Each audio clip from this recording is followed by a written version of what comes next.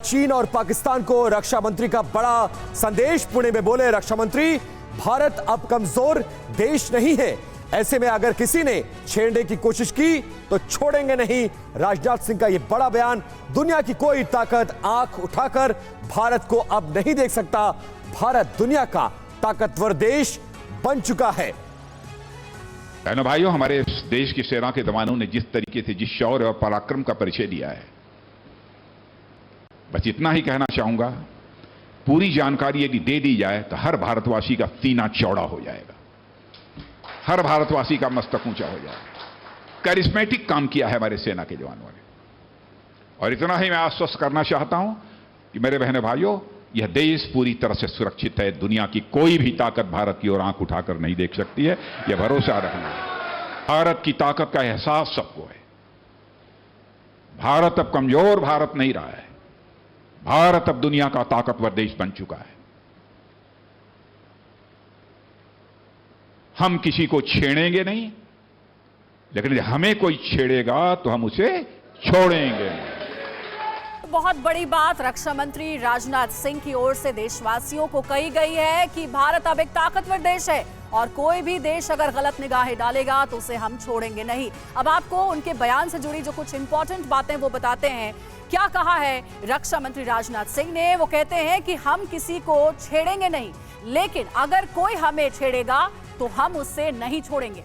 भारत अब कमजोर मुल्क नहीं है, दुनिया में उसकी ताकत बाकी मुल्कों ने भी देखी है और भारत अब इस पोजीशन में है कि वो एक लीडर की भूमिका में भी है। पहले रक्षा हथियार केवल बाहर से खरीदे जाते थे, देश में कुछ भी नहीं बनता था, लेकिन अब देश में टैंक, रॉकेट, मिसाइल और गोला बारूद सभी आयात किए जाते हैं भारत देश से। और साथ ही कहा कि मैंने 309 चीजों की एक लिस्ट बनाई है जो एक निश्चित तारीख के बाद बाहर से नहीं खरीदी जाएंगी। हमारा देश सबसे बड़ा आयातक माना जाता था, अब रक्षा में निर्यात करने वाले शीर्ष 25 देशों में भारत देश भी शामिल है।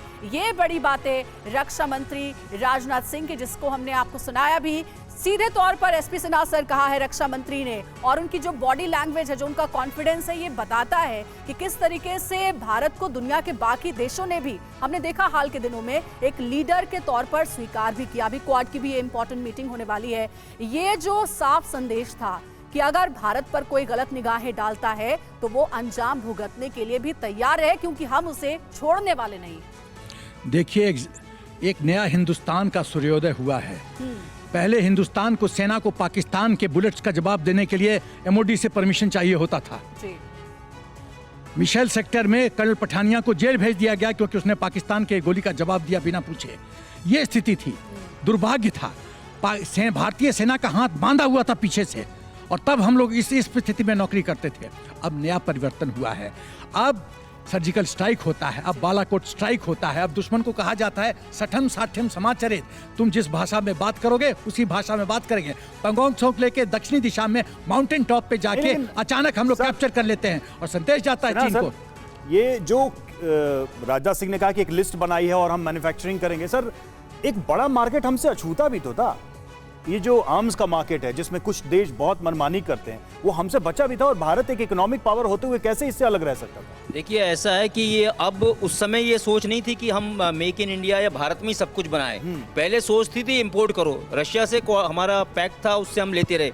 अब बाद में जब से ये 8 साल में सरकार बनी है, उन्होंने जो है अमेरिका की तरफ और एडवांस टेक्नोलॉजी की तरफ देखना शुरू किया, और मेक इन इंडिया के तहत जो इन्होंने लिस्ट बनाई है, कुछ एक लिमिटेशन उन्होंने दे दिया कि ये 309 आइटम या 319 जो उन्होंने बताया, ये हम 10 साल तक लेंगे या 5 साल तक लेंगे, उसके बाद हम नहीं लेंगे। तब तक हमारी प्रोडक्शन लाइन शुरू हो जाएगी।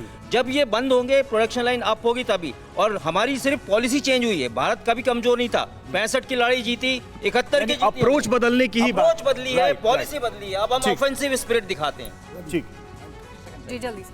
मैं लोकसभा टीवी पे था और एक डीआरडीओ के अफसर, जो शुरू में डीआरडीओ बना, तो मेरे बगल में बैठे थे, और उन्होंने जो कहा, it was mind boggling statement, startling statement. क्या बोला उन्होंने कि जो हम लोगों ने पूछा कि हमारा रोल क्या है, तो कहा गया तनख्वाह लो और बस आराम करो। ये तो एटीट्यूड था। क्यों? प्रोक्योरमेंट, देखिए, मेक एंड बाई ऑप्शन होता है, मेक बनाओ या बाई करो। पुरानी सरकारें बाई ऑप्शन में इसलिए जाती थी क्योंकि मलाई मिलता था। न्यूज़ टॉप 9 रोज सुबह 7 बजे और शाम 7 बजे सिर्फ TV9 भारतवर्ष पर।